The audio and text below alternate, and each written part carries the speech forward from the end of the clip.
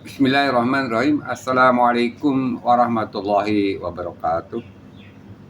Alhamdulillah nahmaduhu wa nasta'inuhu wa na'udzubillah min syururi anfusina wa min sayyiati a'malina.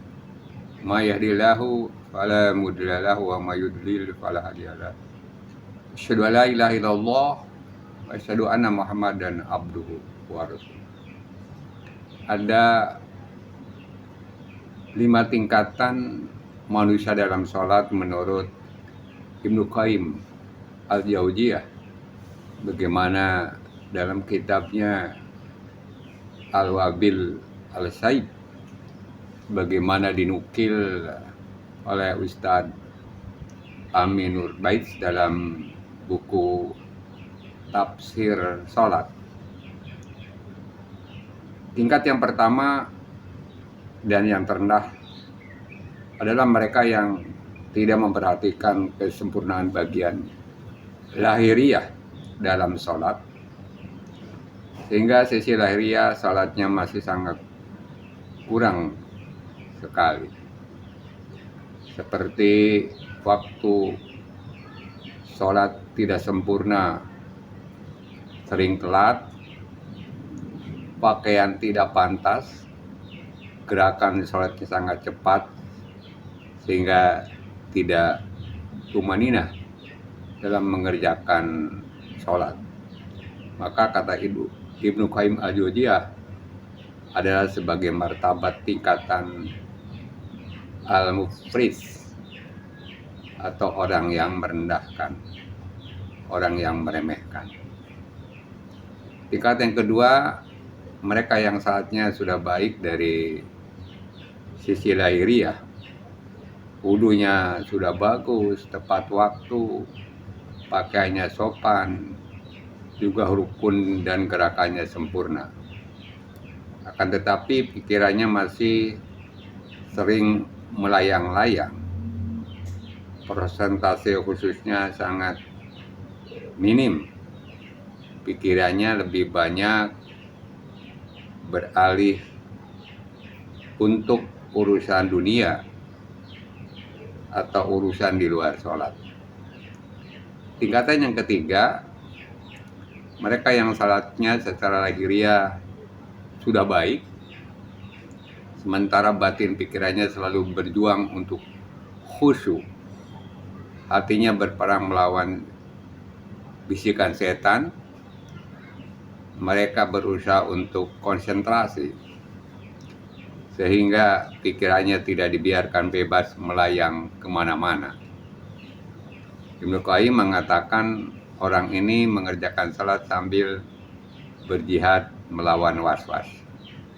Tingkatan yang keempat, mereka yang sempurna lahiriah salatnya, secara batin sempurna khusyuknya, hati dan pikirannya menyelami setiap gerakan dan bacaan dari mulai takbiratul ihram hingga salam, sehingga tidak ada bagian salatnya yang lalai karena memikirkan perkara lain.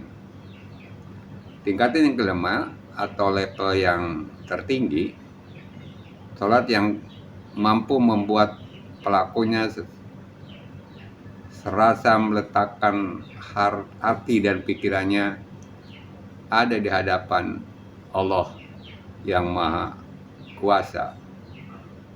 Perasaan seolah-olah dibiarkan benar-benar sedang menghadap Allah Subhanahu wa Ta'ala.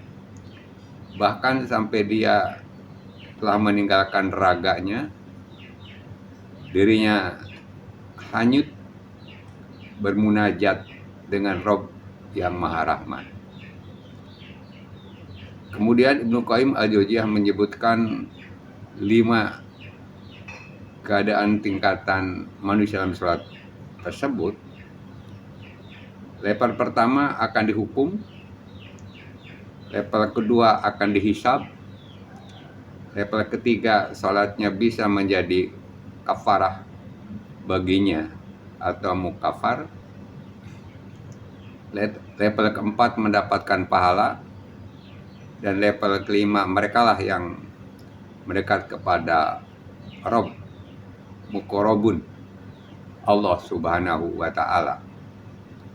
Inilah orang yang salatnya menjadi penenang jiwanya. Siapa yang ketika di dunia salatnya menjadi penenang jiwanya, maka dia akan mendapatkan ketenangan ketika dekat dengan Rabb Allah Subhanahu wa Ta'ala di akhirat. Nah, kita berada pada posisi yang mana? Mungkin kita sudah bisa menjawab. Apakah kita pada level yang pertama, level kedua, level ketiga, level keempat, level kelima? Itu mudah-mudahan kita tergolong atau berupaya untuk tidak berada pada level pertama dan kedua. Minimal kita berusaha berjihad untuk di level ketiga. Syukur kita mampu di level yang tertinggi. Hanya kita berupaya kepada Allah Subhanahu wa Ta'ala. Semoga Allah membimbing kita ke dalam sholat yang sesungguhnya sesuai dengan petunjuk Allah dan dicontohkan oleh Nabi Muhammad Sallallahu Alaihi Wasallam. Hingga kita berada dalam naungan dan bimbingnya Allah Subhanahu wa Ta'ala.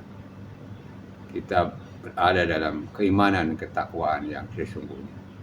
Ya ayyuhalladzina amanu taqullaha haqqa tuqatih wa la tamutunna illa wa antum muslimun.